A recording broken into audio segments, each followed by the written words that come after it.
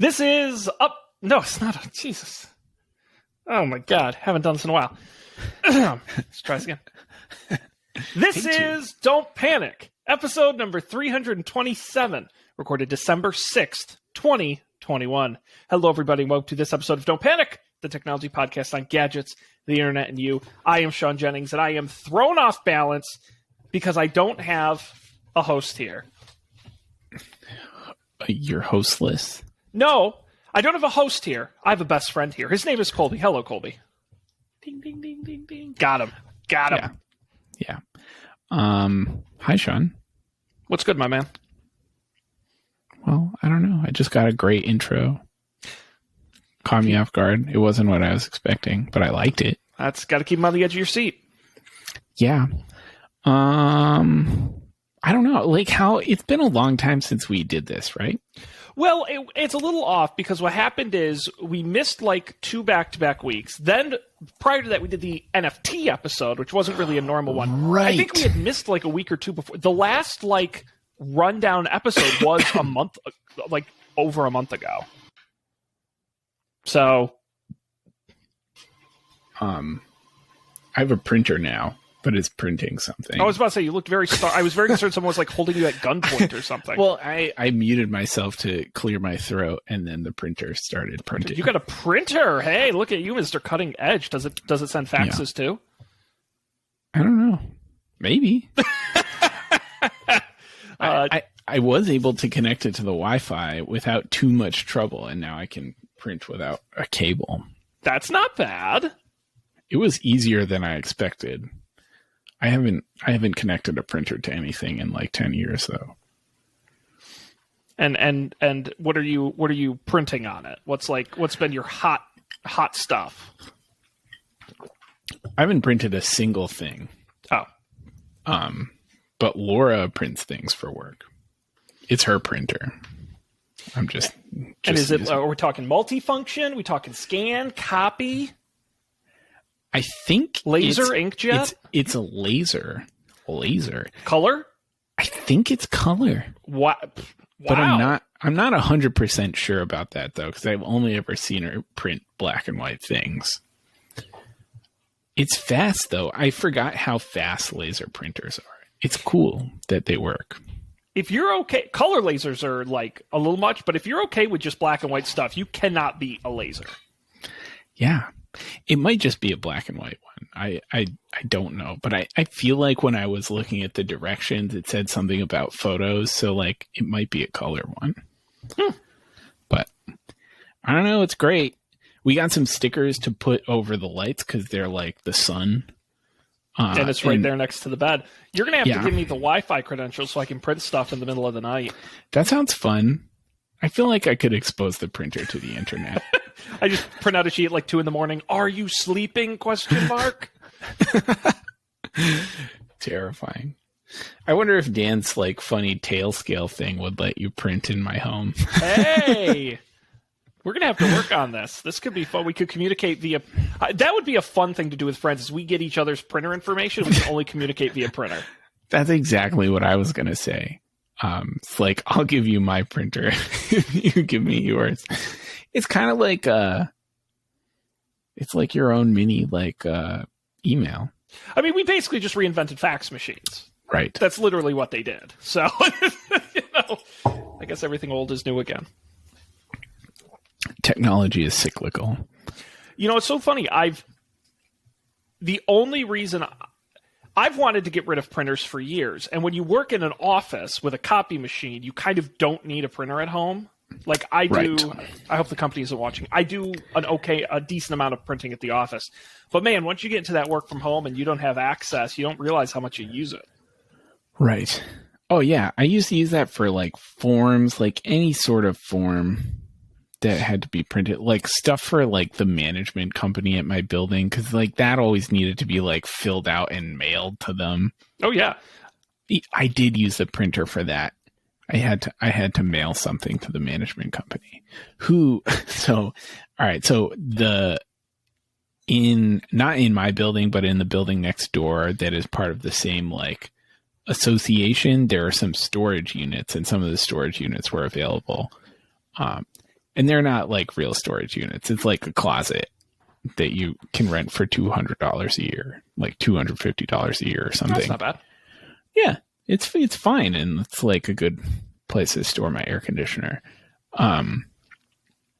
But I saw on the website that these were available, so I emailed them as I was instructed, and they were like, "Oh yeah, like go, take a look at one of them, like pick one out or whatever, and you can have it. You just have to like print this form out and mail us a check."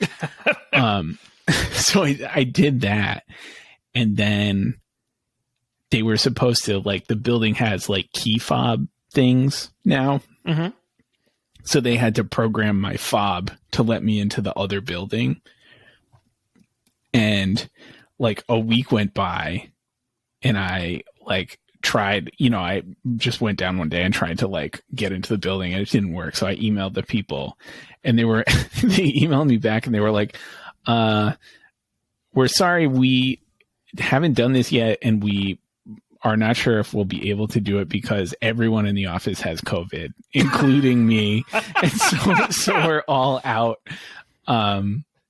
for a while. Like it's like emergencies only right now because we all have COVID. Well, thank God there isn't an emergency. Oh my goodness.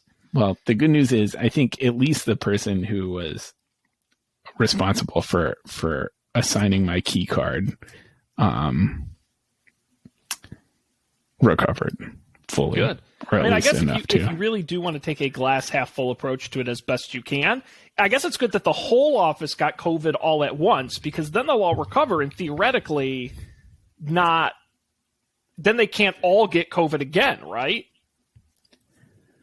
Right. There you go. Right. You did it. You got it all. Like better than it's like one or two Band-Aid. people at a time over many months. It's like, no, just, you know what? Just go home, take a couple weeks off, come back, good as new. Right. Like we could have had bad management for months or years even. But yep. Instead, we just had a few days of neglect and now back to normal. Well, I just found out that they're upgrading security at where I work, where we literally had no security. You could just walk in, just drive up and just walk in the building and just walk around and right. Literally, if you just looked like you belonged, it's pretty easy. Screws. So they're putting locks on them. Oh no, there was a story. This was probably 10 years ago, but security hasn't changed. Where one day a guy just walked in off the street and started handing people at desks Chinese takeout menus. He was like from the Chinese restaurant and just walked in the building and started handing them out to people. So not great. But now we're going to get badges, which we've never had, with our little pictures on them. But all the doors now have fingerprint scanners. So I was fingerprinted the other day. What? Yeah, high-tech stuff. And literally every door has a little fingerprint and you go doot, doot, doot, doot. They haven't turned it on yet. So I cannot report. I will have to report back on how effective it is. But so do you have to like do the badge and the fingerprint, or is it just the fingerprint? The fingerprint is sufficient. I don't even know if you can bloop the badge. It might just be fingerprint. They haven't fully explained the system to us. We will have badges, but I think the idea is 99% of the time you're going to use your finger. I guess you can't, like, it sounds nice because you can't forget your finger. Right. Right? Well, that's like all the, for like the hourly employees out in the warehouse and stuff, like their time cards are all fingerprint. You bloop in and bloop out when you get in and out of work, and they identify you by your fingerprint. So we've had the technology, but now it's on the actual door locks. Do you get to pick which finger? Yes, that was also a thing because and it was so funny because you could choose between your pointer or your thumb. Okay. And the way they're all kind of like they're at door handle height, and so I think with your finger kind of pointing, it's kind of so it was thumb. And people were going in and having their finger done, and I said, you fools, you got to go with the big fat thumb. You're going to get an RSI from that pointing action. Yeah, it's not good. It's not good. Yeah, I thought that was something that only existed in movies. I didn't think that was real, or in telephones, but that doesn't seem secure enough for a business. Well, I was going to say, it's either too secure for us or not, because it's like, if you told me like this is the same technology the Pentagon uses, I'd be like, yeah, they probably use fingerprints there. Like that seems high tech. But if you were also like, no, this shit doesn't work, and you guys got scammed into putting this on all your buildings, I'd also believe you. Right. It's like a little thing that it decides if it looks like a finger or not, and then it's. I mean, good. If it were like an eyeball scanner or like even those Amazon palm readers, I'd probably be more suspicious. Like at least fingerprint, I'm like, we've known about fingerprints for long enough. The technology should be there. You know, maybe I'm wrong. Now, this is reminding me of the like Apple keynote where possibly the one where they announced Face ID. But they were talking about the likelihood, the 1 in whatever chance of like another person being able to unlock your phone with a fingerprint, with Touch ID versus Face ID. And there was some like, I don't know if it was, if the fingerprint was like 1 in 10,000, the Face ID was like 1 in 50,000 or something. It was some dramatic difference in the probability though. Yeah, our faces just aren't that different, unfortunately. Well, no, I think I thought it was the opposite. Yeah, like the Touch ID was like that our fingerprints are less different. I do remember what you're talking about, but that in retrospect that sounds because maybe it's like maybe it's the fidelity of the scanner more than the like. Maybe like your face is bigger, so maybe there are more, which I'm glad it is. Right. No, I think it's one of those things where it's like I think Apple, because it's the other thing where it's like, well, if Face ID was so good, then why do they have Touch ID on iPad Airs and not Face ID? It's one of those things where it's like I think both are pretty secure, and Apple will say whatever they have to marketing wise to be like, no, right. The face thing, it's really very nice. I'm sure they're both fine. Yeah. Whatever's convenient. I have no secrets. I just want to be let into the building. There you go. Well, I'm really excited to learn how that goes once they turn on the fingerprint scanners. Yes, it's been a long time coming, and I'm excited to get my badge I'll have to wear every day, and right, with my little face on it so people know I work there. And Man, we're going legit. And they put a microwave dish up on the building. That was exciting. Why? I don't know. So this is what I was speculating about. So they put a microwave dish up on all of our buildings in the industrial park. And my thinking is either as a backup or a more secure transmission in case the internet goes down or something to transmit data between the buildings. Yeah. Is it like, I know like that's a thing, like a thing you can do with microwaves if you have two microwave antennas pointed at each other, as we learned from my internet provider in San Francisco, if you recall. I think it's the same idea because I imagine we have surprisingly shoddy internet for like a legitimate company. And so my guess is like you don't want the internet to go out and then like nobody's fingerprint works. That would be, or even the power goes out. I don't even know how that works, but right. I don't know, seemed necessary. Yeah, that makes sense.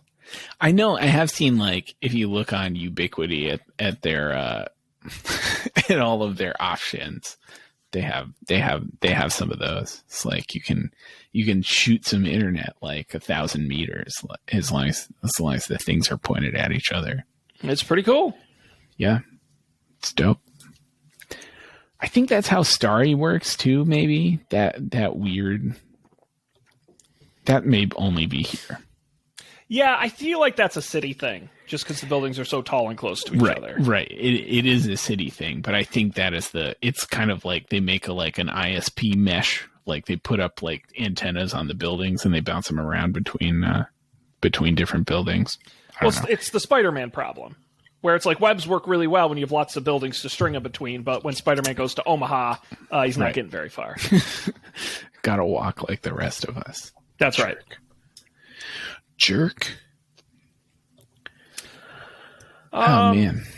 What else is good?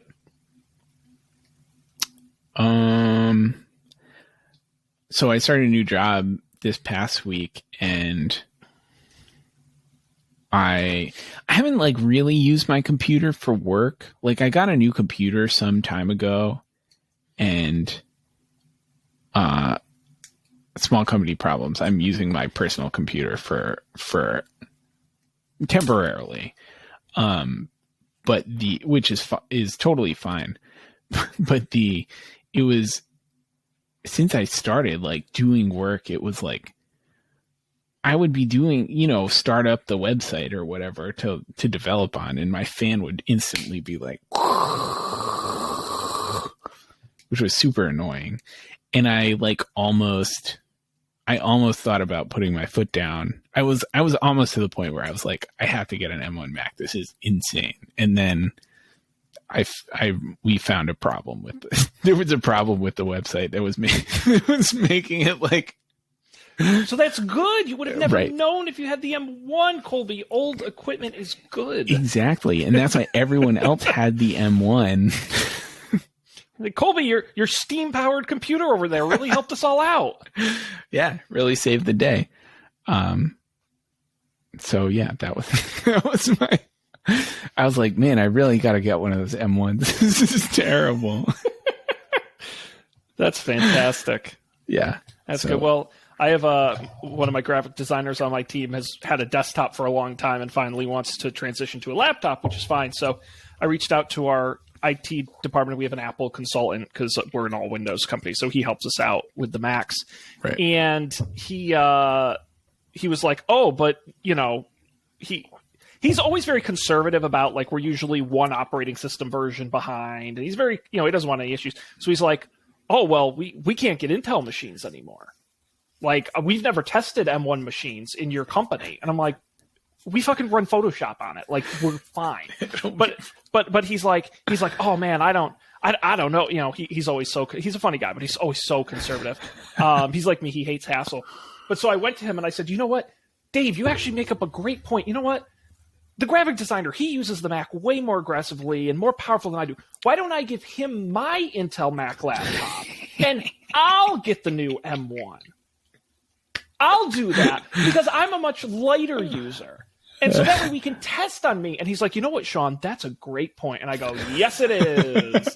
Yes, it is. I mean, my Intel machine is like, it's not even 2 years old. I mean, it's like, I think the latest Intel you could have bought before they stopped making them. So it's not like I gave him an old computer. Yeah. But I'm like, nah, he doesn't. Right. Yours is probably the same generation mine is. It's a good computer. Right. It's the one with the dedicated escape key. That's what I have. Yes. Yes, it is. That's what you have too. Yep. I remember. And honestly, the main reason I want to get rid of it is I have the 16-inch. It's heavy. It's big. I don't, because I bought the 14-inch M1 for myself, and I much prefer that size.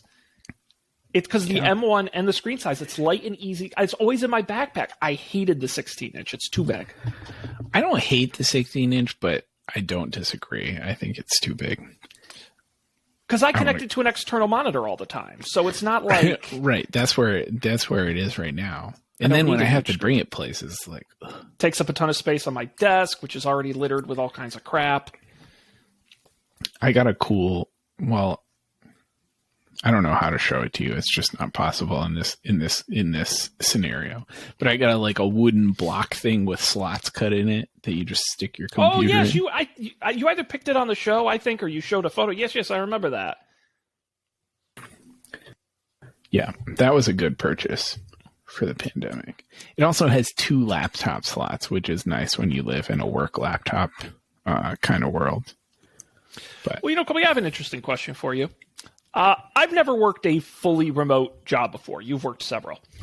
My question is, when I start at a new company, I meet other employees in meetings and things, but a lot of time it's just a guy walking down the hall, and I'm like, oh, that's that guy. Or someone's like, hey, Sean, have you met Joe over here? How do you meet new people when you start at a company? Do they, force you to do, video calls and stuff? Or, how does that work?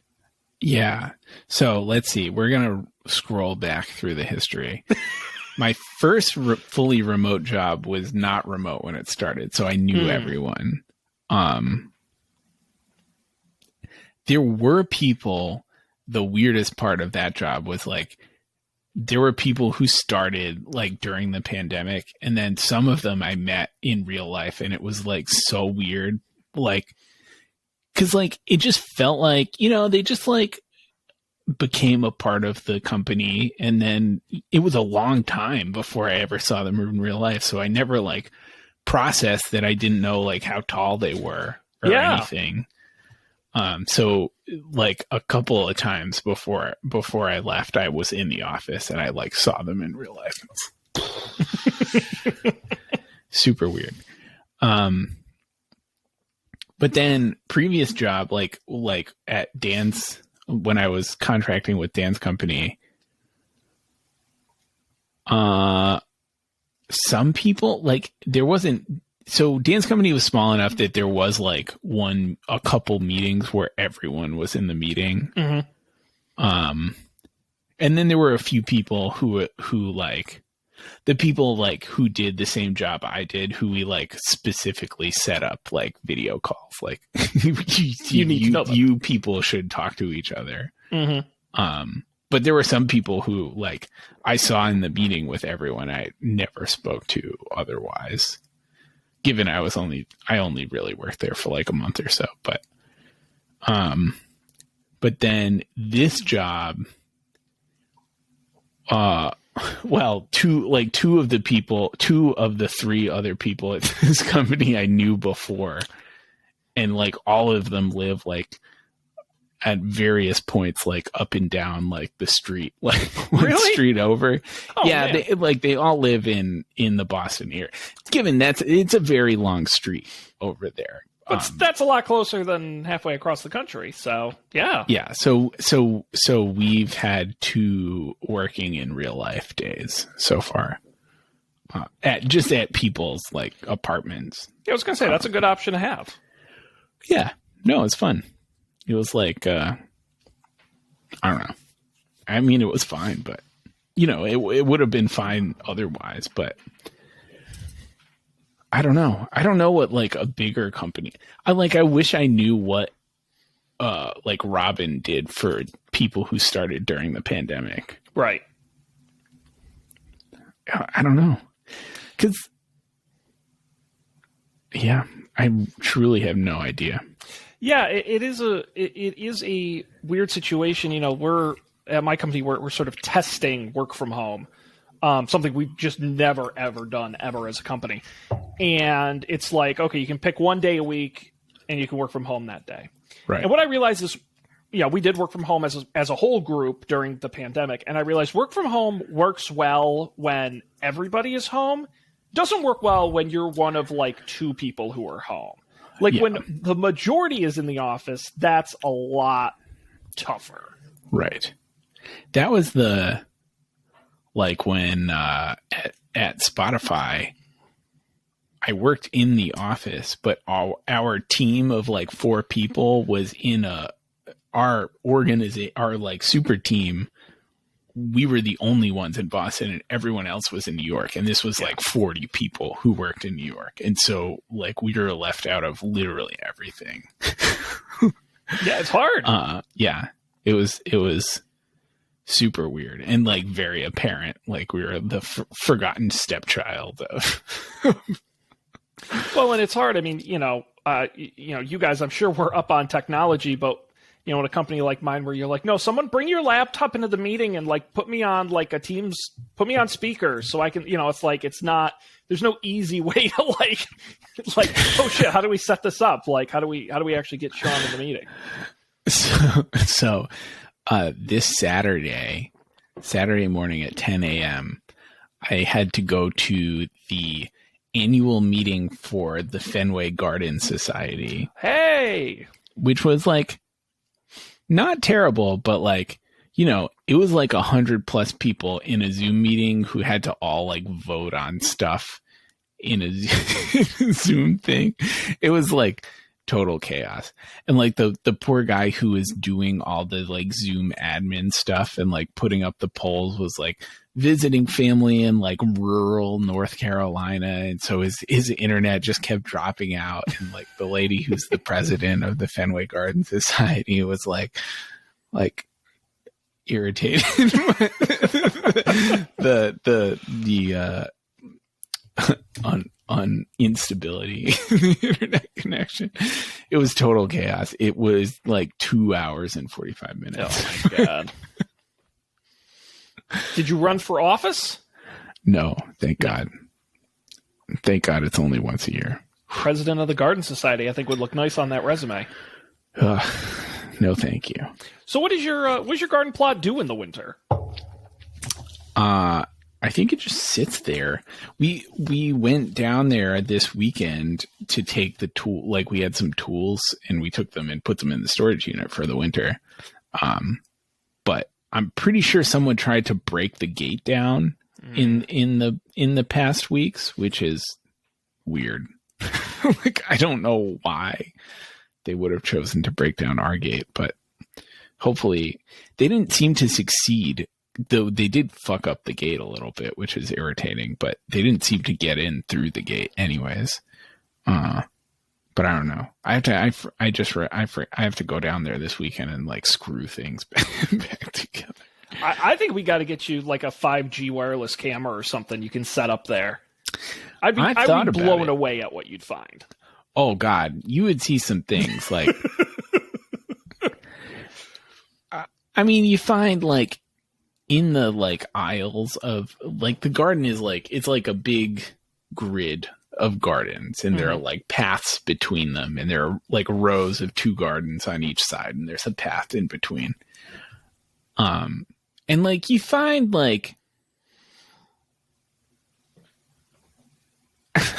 I mean you find things like there are like used needles and there are condoms and there's poop in the like all of those things happen on a semi-regular basis. And that's and that's just when you're done with your garden. What do the rest of the people do?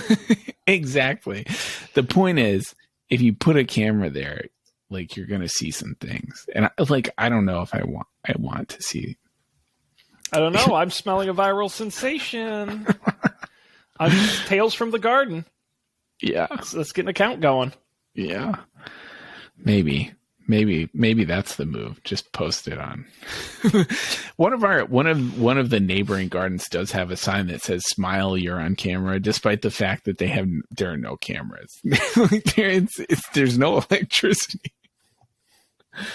But I guess the sign would be correct. If it's a good threat. You got to get like a "Beware of Dog" sign for yours. That I think would be very fun. Right. Intruders will be bit. Right. Maybe you could wire up like a motion detector to like a growling boombox sound. And then your voice recorded, settle down. That's enough, Sparky. I think they should remake Home Alone in the smart home era. They just made a Home Alone remake this year. I don't know if they do, called Home Sweet Home Alone. Which is, I believe, on Disney Plus. I don't know if there is a smart home angle. I did not watch it because I'm a 30-year-old man. But maybe I'll pop it on after this. And not a child. I hope there is. But again, I also circle back to because I believe. Now I got to look it up. But I believe the plot is basically it's like a loose sequel, but it's basically a remake in terms of a boy gets left behind. And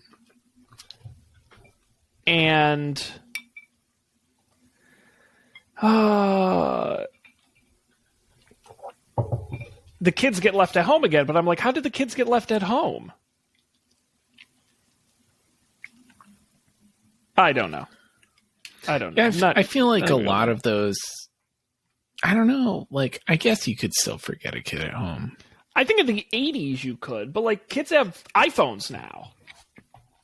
Well, there's like there's so much like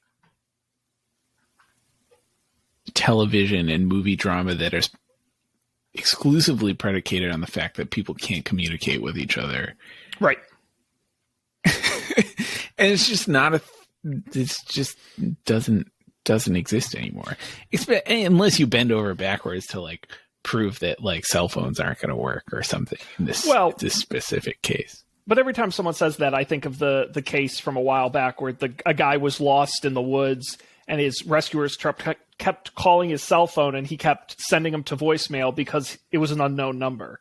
And he was lost for an extra. This is a true story. Was lost for an extra day or something. Like they kept calling him, and he just kept. And when he was like, they were like, "Why didn't you answer?" And he goes, "Well, I didn't know who it was." I'm like, that really happened. So anytime anyone says like, "Oh, you can get a hold of anybody at any time," I'm like, well, people are stupid. So well, why didn't they like send a text message or something? I don't leave a voicemail. I don't know. I don't know.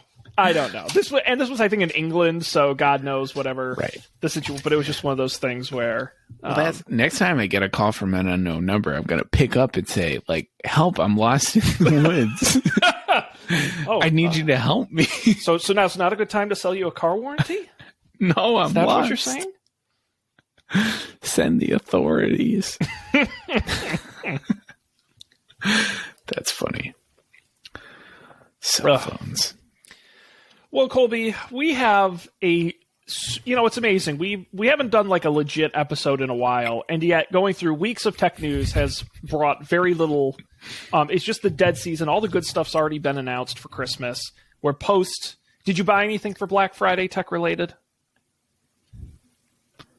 Or in general? I bought some stuff that's going to be my pick. Okay. For the week. Then I will not spoil it. Yeah, I'm trying to think. I mean, I did my upgrade phone thing, so I got a phone, but that wasn't really Black Friday related. I really didn't buy anything. All I bought recently are shelves. Okay. That's it. Just dead wood. Yep, dead. Dead wood and screws.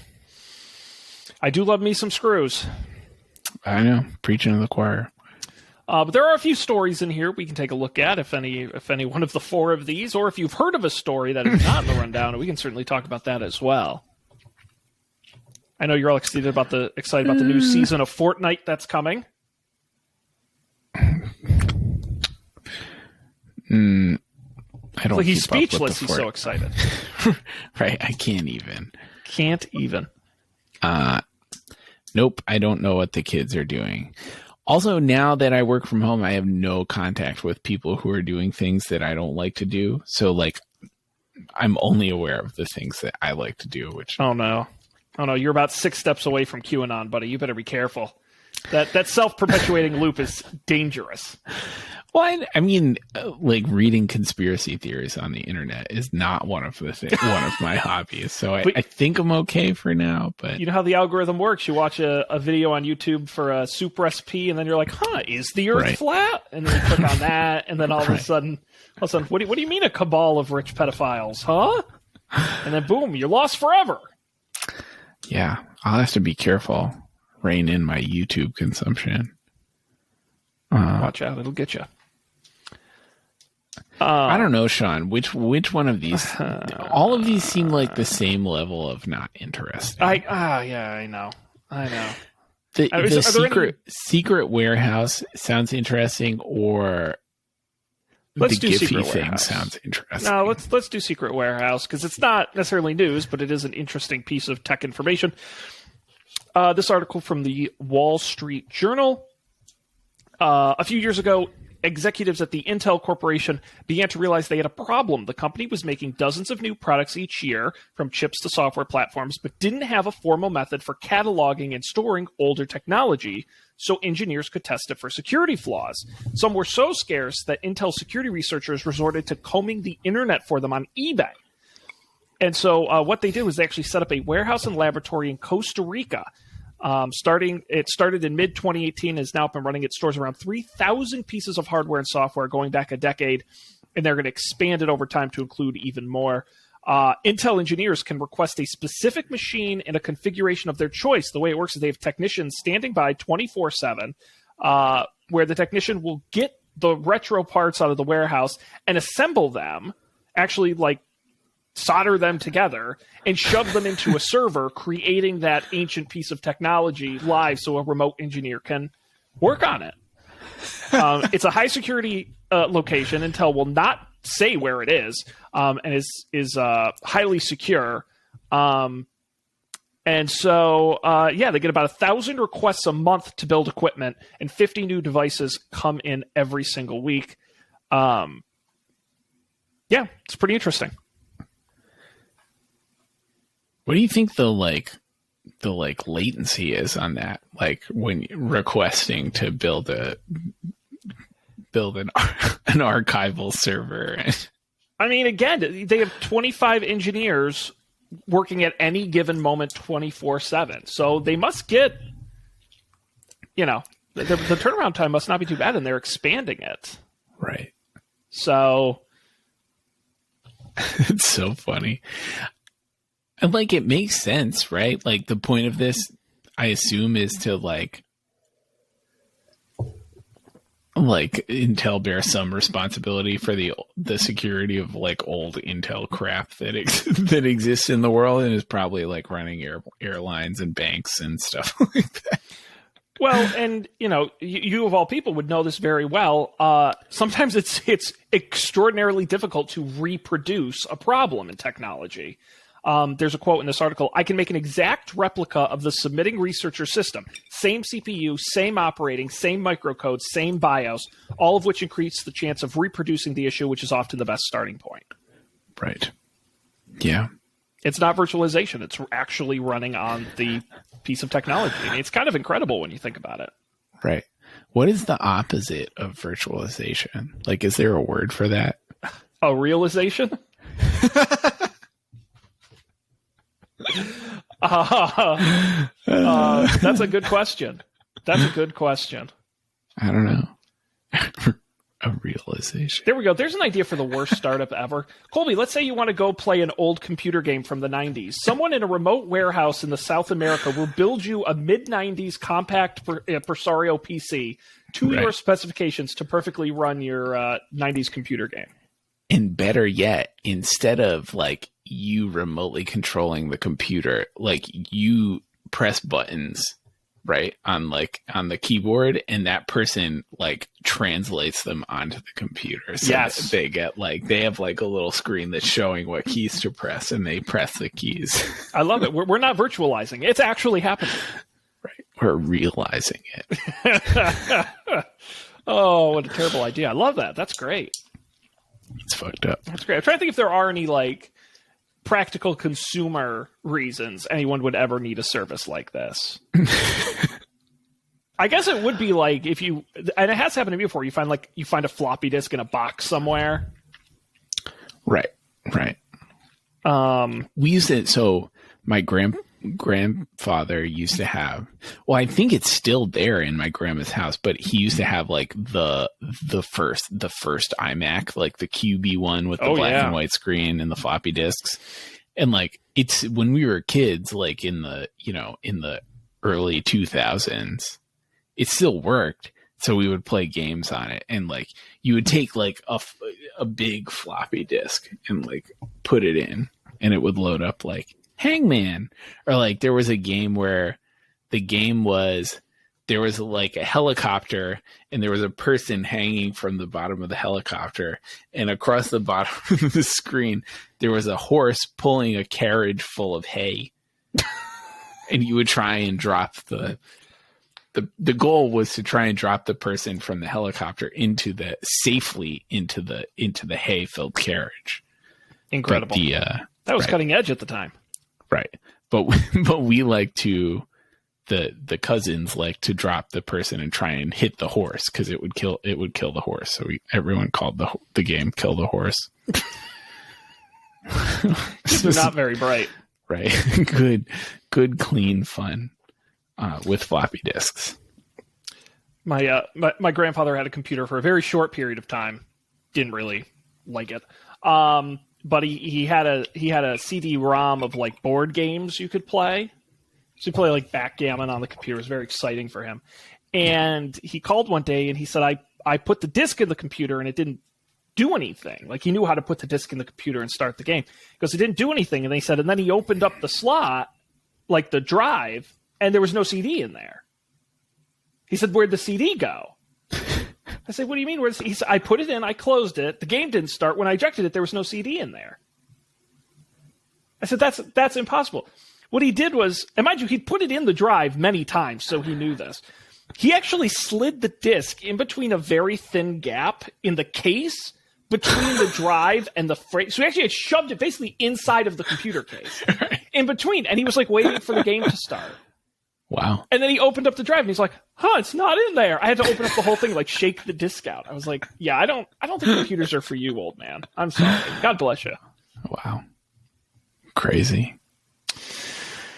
I don't know, but times. Right. Someone at Intel is still reconstructing those computers to test them for security flaws. Yep. Got to do what you got to do. Yeah, it's kind of impressive. So if anyone knows the location of the secret Costa Rican warehouse, let us know. Don'tPanicShow@gmail.com. I would love to visit. Why do you think it's in Costa Rica? The company already had a research and development lab there, and so I guess they just chose it to... Which part of this article goes on to say how difficult it is to find staff in Costa Rica to run it. So I don't... Well, I was going to say, like, it seems so humid there. You wouldn't think, like, you'd want to keep all your computer stuff, but I hadn't even considered that. Like, very, very specific computer people. Maybe it's a good retirement job for people who, like, were, you know, it's like, hey, you can move to Costa Rica. I mean, oh boy, I'm always hesitant to be like, that job sounds easy or that job sounds hard, because you never really know. But imagine being the guy who at like 3 a.m. is like hanging out at the Intel warehouse, just waiting. There's like a little fax machine next to you. It spits out the order. All right, we need a Sandy Bridge processor running Windows 8.1. Go. Yeah, the crack squad is on it. The alarms, the klaxons are going running. off. The siren lights are going off. Yeah, I highly doubt it's that. It's not MI6. It's Intel. I don't know. I would love to visit someday. Good. Put it on your bucket list. All right. Let's see if there's another one here. You want to talk about Giphy? Let's talk about Giphy. A pretty interesting story here. The UK's Competition and Markets Authority, the CMA, has ruled against Meta, the company formerly known as Facebook, saying that you remember when Meta bought Giphy, the GIFs, and I say GIF, not GIF, whatever, GIF sharing service. The CMA has ruled that Meta must sell them 19 months after Meta paid a reported $400 million for it. Never before has a tech giant been ordered to undo such a completed deal. Usually it's paying fines or promise about how they'll use the business. But this is a pretty big first that after 19 months, they're asking them to sell it. Now, since they announced 19 months ago they were doing it, the CMA basically said, don't go about integrating. That's why you've never seen them really heavily integrated into their service, because they basically said, look, we're going to rule on this, and it may be not in your favor, so don't go too far in integrating. And it looks like it's going to follow through. Now, the CMA says it's obviously about reduced competition between social media platforms, but it's also about an impact on a market that doesn't yet exist. And by that it means before the merger, Giphy had launched advertising services and other things that they might have launched before they were acquired that Facebook is actually stifling by acquiring them and integrating them into their own services. Interesting. See, that makes a lot of sense. I was a little confused. Like, I saw this headline at some point and I was a little confused by it. I see the angle. My question is, like, why does Facebook care if the UK, like does this, I don't know. I'm trying, like, why does, I mean, I think the UK is great, but like, it's a kind of a small place, right? And they just bailed out of the EU, which is like a much bigger place. So like, why, like, will Facebook actually sell this company? You know, this gets into an area that I don't know the answer to. The interesting thing is,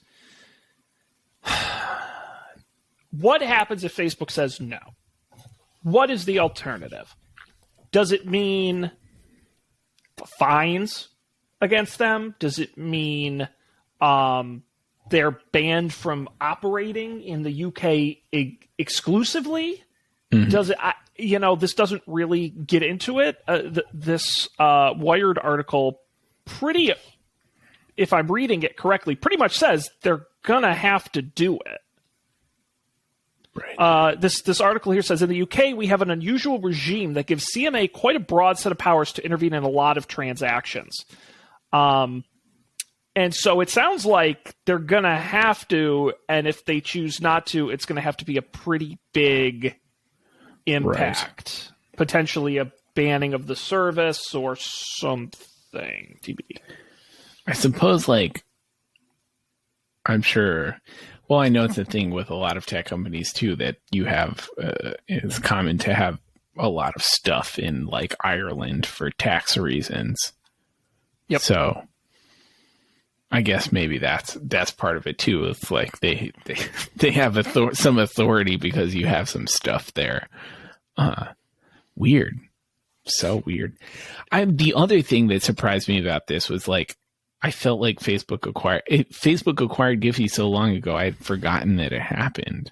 Yeah, I know it is weird. And by the way, a pretty small acquisition for them. I mean, this isn't a game changer by any stretch. Right. I think this is a bit of a, they talk about sports referees doing makeup calls where they'll miss a call. And so later in the game, this is a bit of an Instagram makeup call. Right. Where they're like, all right, we let you get away with some pretty big ones, WhatsApp and some of these other acquisitions. So now we're really going to kick your ass. I think the problem isn't necessarily that the UK shut down the deal. I think the bigger thing is that it gives countries like the EU and the US leverage to say, well, the UK already said you couldn't do it. Now we're going to say you can't do it. And you're right. While the UK is small, right, the EU is not, and the US is not. So to be honest with you, I think this may be, if I had to make a prediction, not being involved in any of this or knowing anything, I think it's one of those things where Facebook just says it's not worth the hassle. It's not worth the fight. Right. And they just get rid of them. Yeah. Yeah. I mean, it makes sense. But who knows? Weird. So funny.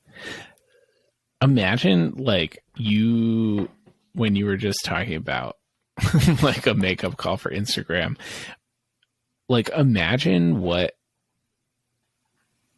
the internet would look like now if Facebook didn't buy Instagram. Imagine if Instagram was just its own thing. Well, I'll say two things, and I didn't realize this. They talk about it in this article here. When Instagram was purchased, it was valued at $500 million and had around 30 million users. Now it has over 1 billion users. The question is that because of Facebook, in spite of Facebook, Instagram brought in more than $20 billion in advertising revenue last year.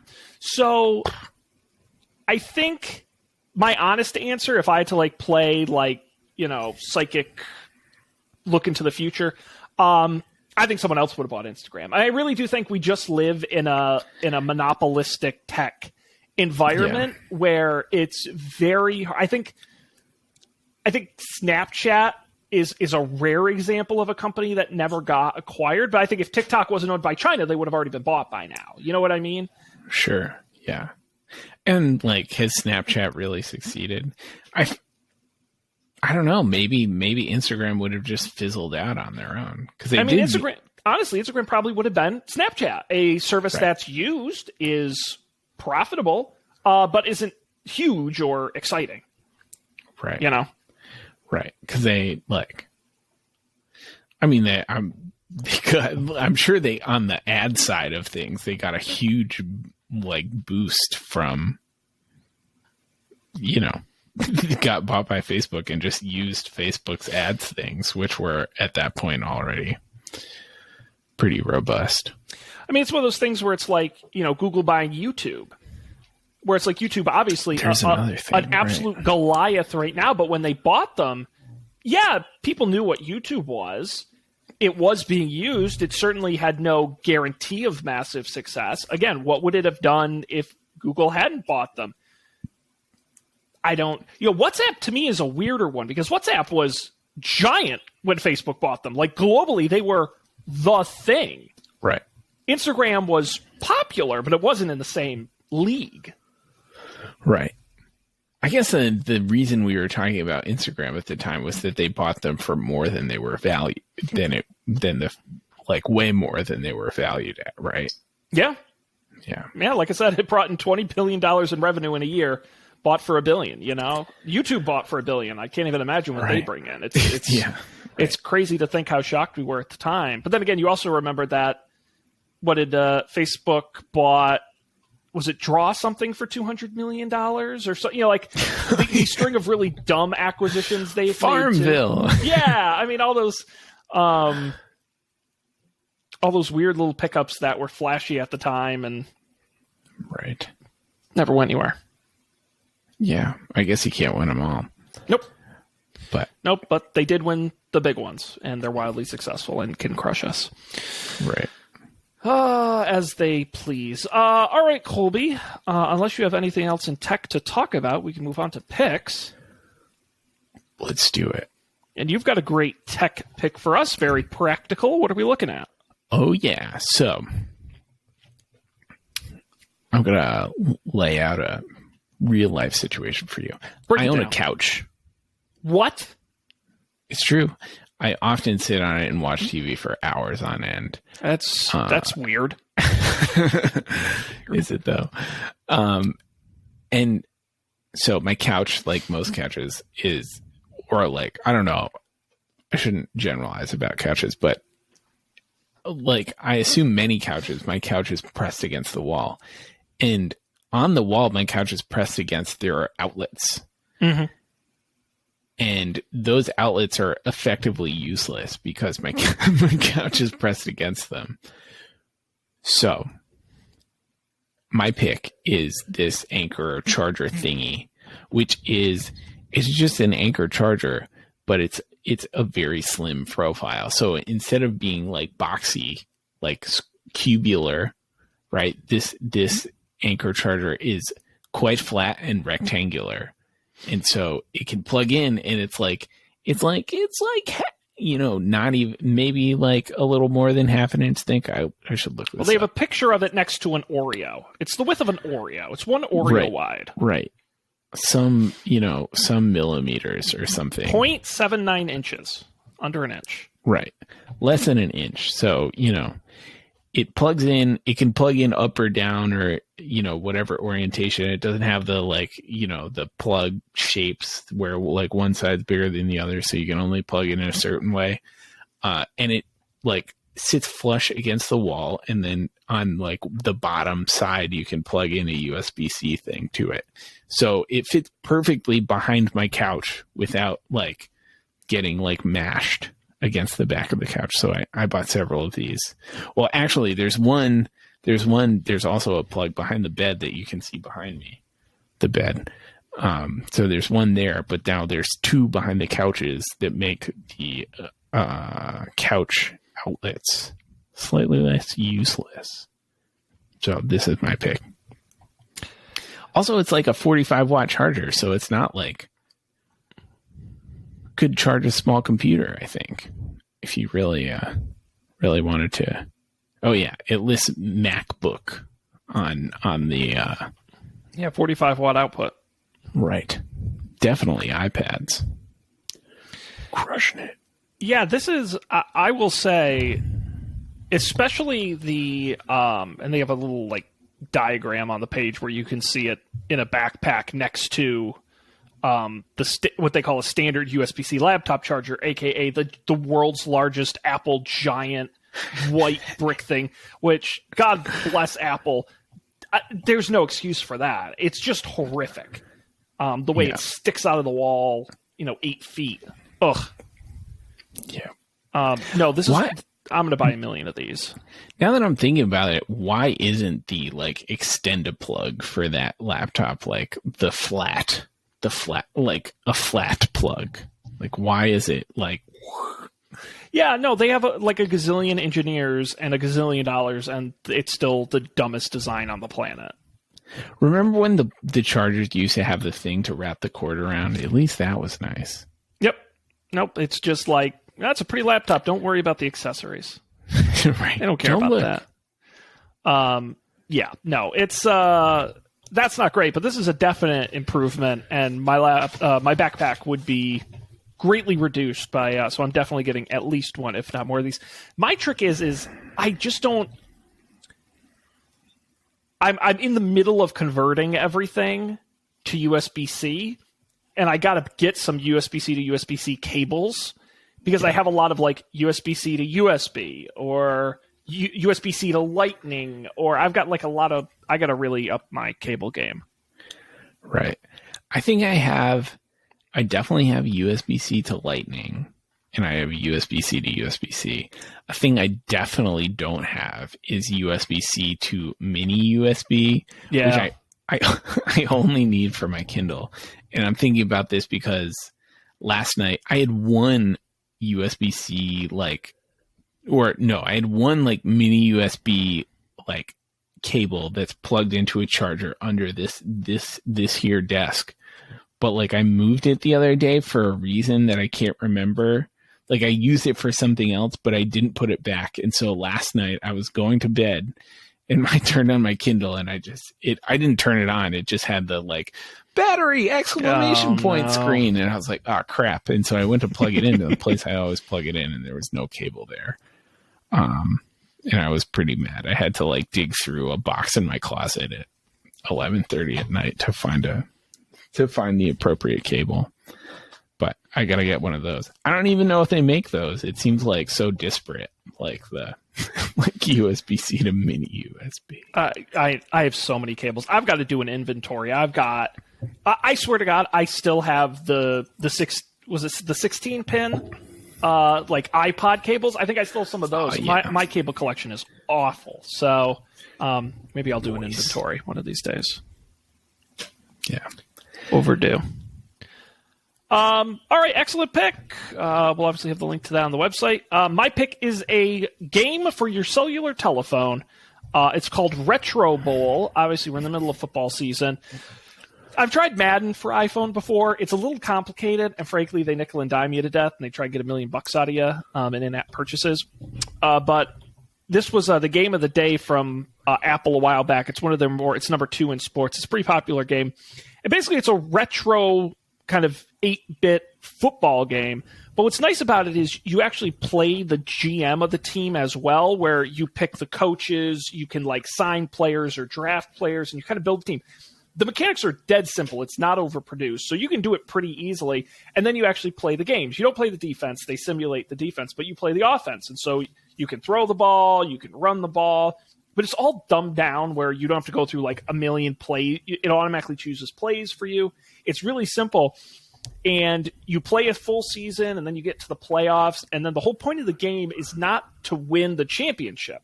Because once you win the championship, then they give you an opportunity to switch teams. And you have to build up a new team that sucks. And so the point isn't just winning the games. It's actually building up championship teams. I've been enjoying it. It's a great time passer because it is simple to play, but you can get pretty invested, and you can pick it up quick. So if you're looking for something different to play, Retro Bowl on iOS and Android. That does sound kind of fun. And apparently on the Mac App Store as well. Yeah, I was just looking at that. I always like the part of like the Madden games where like it showed you like the diagrams of the play. I never really owned one to like get that into it, but I just like I remember playing with other people, and I always really enjoyed that part. And I like that the first screenshot here is that. No, it's nice. And you can stare at it for as long as you want, and then like I find that I haven't played a ton of Madden. I've played a little bit of it, but it's like it's so complex. Like there's too much AI and intelligence where like it's too like these guys, they run the route. Like it shows where the arrows go. They go there. Like it's in Madden, it's like, oh, it's so real. Sometimes they switch it up, and sometimes you're like, no. You said you were going to run the route. You run the route. You know, I told you to do this. Honestly, Fire. It's like I don't want it to be that real. I want to control the players. So yeah, it's football for dummies. Nice. Excellent. Excellent. Well, Colby, anything else you'd like to say this evening? No, that's all I got. Happy Thanksgiving, belated. Yes. Happy late Thanksgiving and happy pre-Christmas. We'll get it somewhere in between. I will say that over on Up for Debate, we just published the last episode of Sean Vember. It was technically in Sean Sember, but okay. Where we did the all-audio pop culture trivia quiz challenge. It was a real blast. I recommend people check that out over at Up for Debate. And then upcoming this next week, we're doing a year in review episode. So you're definitely going to join us for that. We're going to talk about what happened in 2021. Spoiler alert, I don't remember. So we're going to have to quickly trust me, because Matt and I are the guys to talk about the biggest movies, music, and television of the year. We're into the popular stuff, whatever the kids are doing. It's going to go great. So check that out over there. Cool. The expectation is Dan will be back with us next week. He was on the West Coast tonight, so he could not join us. But he will return. But until then, you can go to don'tpanic.io. It's our website. It's got all the links and the video and it's got all kinds of stuff going on over there. It's a pretty great website. You should check it out. Of course, you can subscribe wherever you get podcasts. You just search Don't Panic. We will be there. And of course, you can follow us at Don't Panic Show on Twitter. Email us don'tpanicshow@gmail.com. But we got to wrap it up here because it's our bedtime. So thanks for joining us. On behalf of Colby, I'm Sean. We appreciate you being here. And we'll see you next time for another great edition of Don't Panic.